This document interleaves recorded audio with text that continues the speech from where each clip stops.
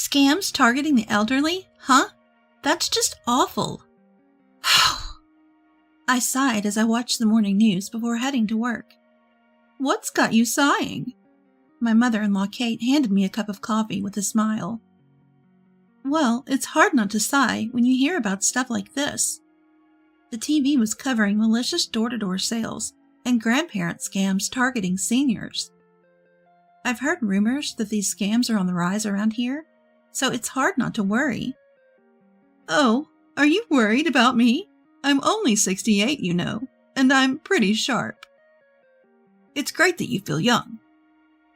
But Mom, you're so laid back. It's a bit concerning. Kate let out a reluctant, well, at my husband's joke. Another peaceful day in our home. I took a sip of my coffee with a wry smile. My name is Ellie. I'm 28. I've been married for 3 years. We moved in with my in-laws, Kate included, after my father-in-law passed away 2 years ago. I currently work at a part-time job at a local supermarket. I'm worried about leaving Mom alone in the house. Would you consider moving in with us, please? I was hesitant when my husband first asked me to move in, especially since I didn't know Kate very well at the time. But living with her has been great. She's kind and treats me like her own daughter. Plus, she's been a huge help around the house, which has been a lifesaver. We spend our time after work and on days off cooking together, and I've learned some cleaning tips from her. I've come to really love Kate. One day while working my usual part-time job, I started to feel unwell. I felt sluggish, maybe a bit feverish. My manager noticed and said, Ellie, you look pale. You can leave early today if you need to. Are you okay? I wonder if I caught a cold. Feeling guilty, I decided to take her up on the offer. I pushed my bike along as I headed home. Kate will be surprised to see me home at this hour. If I tell her I left work early because I'm not feeling well, she'll worry. I can easily imagine Kate fussing over me. She's a really kind person. A bit naive and overly trusting, but that's what makes her endearing. Huh? Do we have a guest? I tilted my head at the unfamiliar car parked in front of our house. If there's a guest, I'll enter quietly. I opened the front door and froze. There was a handsome man in a suit, chatting and laughing with Kate. Spread out in front of them were pamphlets and some mysterious equipment. The news from this morning flashed through my mind. The man stood up and offered me a business card with a bright smile. His name and company were printed on it, but there was no address or phone number. As I examined the card, Kate filled me in. He's apparently a sales rep from a kitchen appliance company, offering free equipment checks in the area. Is this one of those inspection scams? Kate initially told him to leave, but she must have been swayed by his pitch, and that's when I came home. We don't need any services for our kitchen appliances, so please leave, I told the sales rep firmly. For a moment, his eyes narrowed, but then he flashed a bright smile, showing his white teeth. Ha ha ha! Your granddaughter sure is responsible. You must feel relieved, right? The salesman smoothly deflected my words and spoke to Kate. She's not my granddaughter. She's my daughter-in-law. Perhaps charmed by the salesman's good looks, Kate's voice seemed brighter than usual. Ah, my mistake. It's nice to have someone who worries about you. Some salespeople won't leave until you buy something, you know. It's a dangerous world out there, so your concern is valid. Now, let me show you our state-of-the-art equipment for checking your kitchen appliances. Switching between a deliberately scary tone and a cheerful one, the salesman kept talking non-stop. As he suddenly implied that he wasn't a scammer and tried to transition to the check, I interrupted. We said we don't need a check, right? Kate tried to calm me down. Ellie, I'll make some coffee. Could you bring the pot? It's a free check, so why not? Before I could object, Kate insisted. Please. I made it clear that the salesman should not enter the house. You can do the check at the entrance, right? I'll bring the pot, so please wait here. Feeling uneasy about the ever-smiling salesman, I went to get the pot. I took the opportunity to call my husband, but he didn't answer, probably because he was at work. So I sent him a message. Left work early due to feeling unwell and found a suspicious salesman at the door. He won't leave even though I've asked him to. Simply type and send. I felt relieved when I saw that he had read the message. As I was fiddling with my phone, Kate peeked into the room. I'll help you carry the pot. I instinctively hid my phone behind my back. Kate, let's just ask the salesman to leave. I mustered the courage to speak, but Kate just laughed it off. Feeling frustrated, I carried the pot to the entrance as Kate had asked. The salesman was leisurely sipping the coffee Kate had made. Let's proceed with the check. He took out his equipment and began checking the pot. After a moment, he said, This won't do. Is our pot really that bad? Kate sounded concerned. The salesman shook his head sadly. This pot contains harmful substances. You could get sick using it. That can't be. Before I could finish, the salesman smirked. Many cheap pots are like this. You might have kids someday. You can't use this kind of pot for your family. It's concerning. His exaggerated, sad expression and biased words confused Kate. He's using our family's health to manipulate us. I frowned in anger, but he continued. Don't worry. Our new pots eliminate these concerns. They're made with the latest technology, so you can cook delicious and healthy meals. He smoothly opened a pamphlet without letting me interrupt. He pointed at a certain product and held it up as if to signal a final blow. For example, this usually costs $11,000 each. But if you buy two now, it's $7,000 each. What a deal! What? Kate and I exclaimed in disbelief. $14,000 for 2 pots? This is going south fast. I forcefully interrupted him. Thank you for the explanation, but we won't be buying anything. The check is done, so please leave. For a moment, our eyes met, and a chill ran down my spine.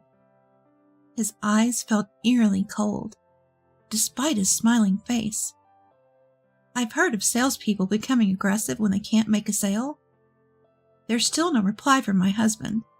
I have to find an opening to call the police.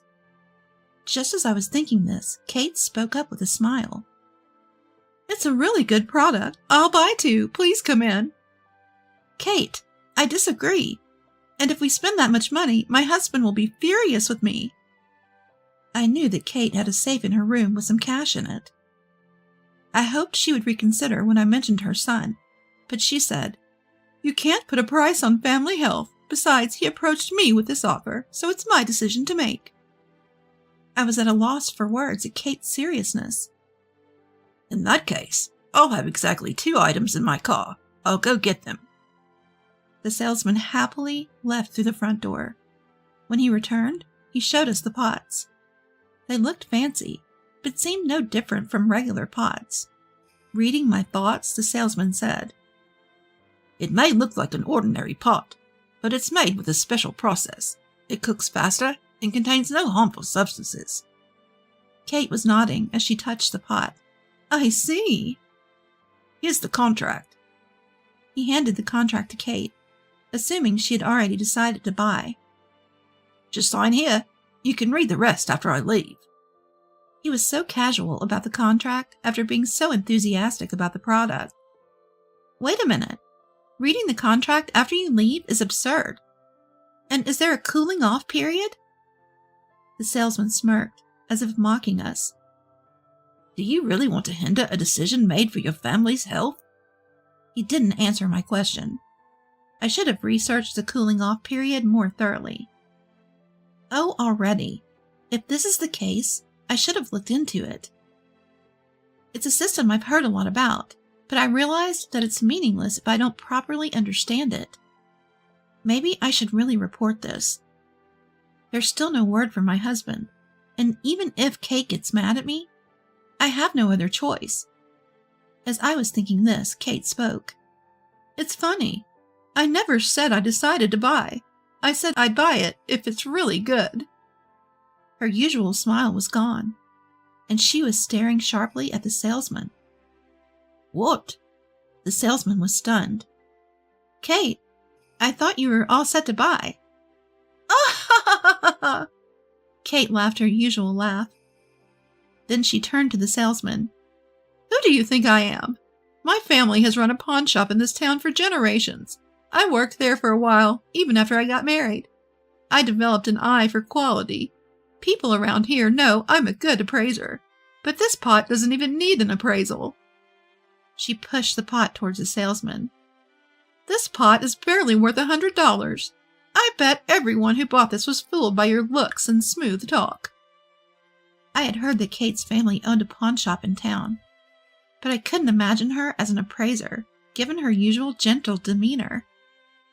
I was recalling vague memories. Kate continued. I heard rumors about handsome, unscrupulous salesmen selling pots around here. I thought it might be you. The salesman angrily interrupted. What are you saying? Are you calling me a scammer? He was furious, and I instinctively moved to shield Kate. Just then, the front door opened. I'm home. My husband appeared in the living room. I got off work early today. Is this the kitchenware salesman? I nodded, and the salesman awkwardly handed my husband his business card. Here you go. What's this? Your business card only has the company name and your name. Shouldn't it also have the company's address and contact information? How can we get in touch if there's an issue with the purchase? My husband's question was met with a vague nod from the salesman. His earlier confidence seemed to have vanished. He claims our current pots could be harmful and make us sick. That's why he started pushing these $7,000 pots on Kate. My husband shot the salesman a stern look. The salesman's smile tightened and sweat appeared on his forehead. He dodged the question about a cooling-off period and tried to get us to sign the contract without reading it. It's all very suspicious. This has to be a scam. As I laid out my concerns, the salesman interrupted. Fine. Since you're not buying, I'll take my leave. He stood up, leaving the spread-out contract, brochures, and even the pots, and bolted for the door. Wait! I shouted, but my husband reassured me with a smile. What's going on here? We heard the salesman's panicked voice from a distance. As we approached the door, we saw police officers blocking his way. I consulted the police when I left work. They met up with me and came here. I wasn't sure if it was a scam when I got Ellie's message, but if he won't leave when asked, that's a problem, especially with recent scam rumors. I nodded, understanding the situation. I later learned that it's crucial to explicitly ask someone to leave. If they don't, it becomes a criminal offense. I was just offering a free pot check. Then I recommended our product out of goodwill, and nobody told me to leave. The man shouted as he was restrained by the police. Is that your car parked outside? The make and license plate match the information from victims. Let's talk at the station. One of the officers said, and the salesman's shoulders slumped in defeat. I handed over the business card, contract, and pots as evidence, along with the recorded conversation on my phone. Damn, I thought I could easily scam some naive seniors and timid women. The salesman raised his voice as he was pushed into the patrol car. I'm sure I'll stare at the dealer. Don't you have loved ones?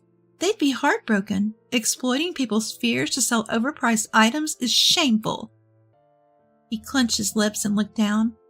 I'm sure he has someone important to him, but it's his fault. The police took him away. Kate had also heard rumors about scams in the area. When the man claimed to be a salesman, she suspected him. I came home while she was considering contacting the police.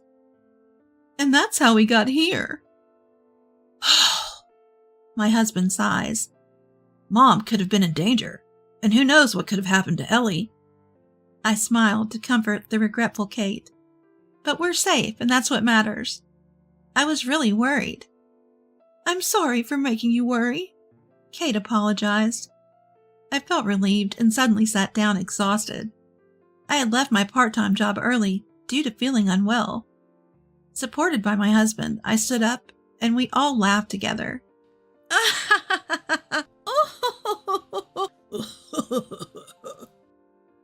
A few weeks later, we learned from the police that the man was indeed the scam artist rumored in the area. He had successfully scammed several households, so he should face appropriate punishment. Also, I found out I was pregnant. The day the unscrupulous dealer came to my house, I felt that my physical condition had changed, which was apparently an early symptom of pregnancy. The family health the scam artist mentioned was indeed important, but exploiting that concern is unforgivable.